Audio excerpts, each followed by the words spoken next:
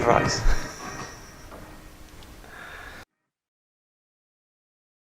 Entrevista de 5 horas ao Flow Podcast e atinge a audiência de mais de 500 mil de pessoas simultaneamente. O programa no YouTube já ultrapassou a marca de 12 milhões de visualizações, com mais de 1,4 milhões de likes.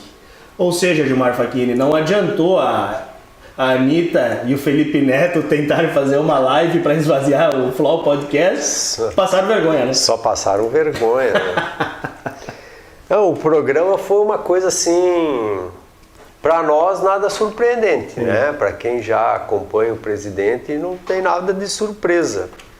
Mas aquelas pessoas que viviam na bolha ficaram assustadas porque a espontaneidade do Bolsonaro, né, e o fato dele falar as verdades sem um filtro, que para nós isso é uma virtude, para eles é um defeito, porque eles gostam de ser enganados, né? Sim. Então eles sentiram que estavam vivendo no País das Maravilhas, lá da Alice, né? E enquanto isso o mundo aqui fora estava rodando. E vou dizer mais, eles não têm uma alternativa para reverter isso, né? Porque a realidade foi muito dura e criou uma tendência neles negativa, né? De pensamento negativo, Então eu acho que agora, no desenrolar dos dias, esse sentimento que eles estão tendo negativo só vai piorar ainda mais o próprio clima na campanha, tanto que o comitê já pensa em reação, né? O comitê de campanha deles numa reação.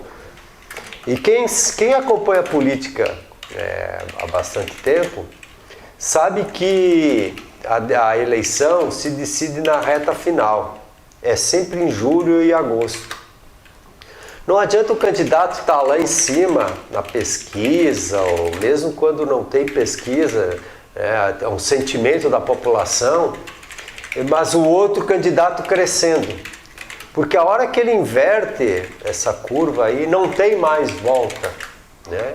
Então é esse o sentimento que o PT teve agora, né? Isso tu pode replicar isso para os estados e para os municípios. Quando tem uma tendência de subida do candidato lá por julho, agosto, é irreversível. Está decidida a eleição.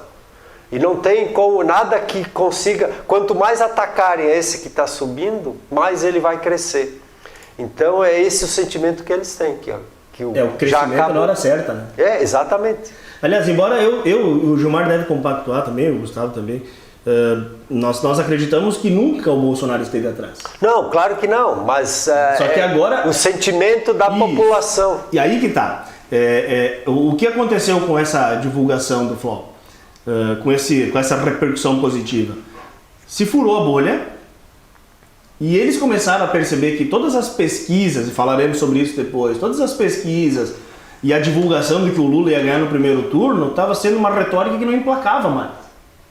Ou seja, de repente, nós percebemos que Bolsonaro não consegue mais ser destruído apenas com um argumento, com uma narrativa. E foi o mesmo princípio que foi utilizado naquela eleição de 2018, lá no Butão. Estamos falando das urnas eletrônicas do Butão. Ou de Bangladesh, não lembro qual dos dois países. Né? Que era para ter ganho no primeiro turno, mas a diferença foi tão grande que eles levaram para o segundo turno, mas não podiam manipular. A eleição no Butão ou em Bangladesh não conseguiu ser manipulada no segundo turno. De tamanha diferença. E eles estão percebendo isso agora no Brasil, com Jair Bolsonaro. Que tem um outro fator importante que eles estavam conseguindo com essas pesquisas, que era dar uma sensação para a população de que estava aparelho, né? Mesmo os que acreditavam que o Bolsonaro estava na frente, ficavam com o pé atrás, tá, não tá, né? E enquanto isso também eles conseguiam que algumas pessoas que tanto faz votar num lado, votar no outro, ficassem do lado deles, né? Então estavam conseguindo puxar alguns votos, que era a intenção, né? Só que a coisa não deslanchou. E agora, nesse momento, essas pessoas que estão nesse aí, elas vão se atirar em quem está vencendo. Sim. Entendeu? Então esse sentimento, eles sabem disso. Quem vive de política sabe disso. Sabe que a hora que virou, não tem mais volta, né? Pode ver aqui no Rio Grande do Sul, eleições para governador, que eles vinham com 4% até junho, julho, Sim. e de repente ganhava a eleição, começava a subir e não tem mais volta, né? Na particularidade do Rio Grande do Sul aqui, para quem não é do nosso estado, em 2002 o Germano Rigoto usou esse expediente contra uma polarização do Tarso e do Antônio Brito. E depois, em 2014, na verdade, o Sartori fez a mesma coisa. Sim.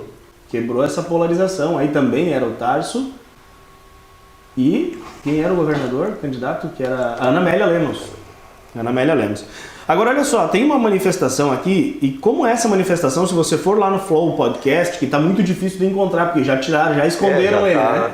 Hein, Gustavo? Tu que é da área de tecnologia, eles tiraram o alcance do Flow Podcast. Explica como é que funciona isso aí, porque, por exemplo, hoje tu procura Flow Podcast no YouTube e ele vai aparecer só alguns recortes, mas não aparece o programa na íntegra.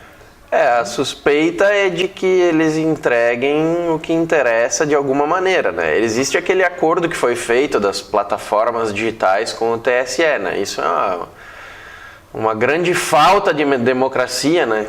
Onde eles dizem que defendem o Estado Democrático de Direito, eles fazem um acordo para filtrar os assuntos que vão chegar à população. Então o algoritmo passa a entregar apenas o que o acordo permite, ou fortalece aquilo que o acordo permite. Então é uma coisa muito estranha, né, de se ver numa dita democracia, que passa a parecer não ser tão democrático assim. E talvez pelo fato de terem sido abordados temas como a urna eletrônica e vacinação, isso pode ter sido enquadrado nesse boicote das plataformas, vamos dizer assim. Eu já tive dificuldade de encontrar o programa principal no dia que eu pesquisei. Vinha realmente os recortes primeiro. E o programa principal, que tinha muito mais audiência, deveria ser mais relevante, o primeiro a ser exibido não foi. Então é de se estranhar. Mas até aqui são conjecturas, né? A gente não pode afirmar que seja isso, né? A gente não tem domínio sobre os algoritmos de distribuição de conteúdo. A gente sabe por alto como eles funcionam. Então tu já fica com o pé atrás, né? Tu analisa de forma estranha o que está acontecendo. Mas, assim, o principal é que como é que plataformas digitais que precisam ser democráticas vão fechar um acordo com o TSE, onde a gente tem a cúpula dessa instituição sendo de ativistas do judiciário. Abertamente manifestando sua posição. Exato, então é uma coisa que não tem pé nem cabeça, isso deveria ser rechaçado, isso deveria ser crime.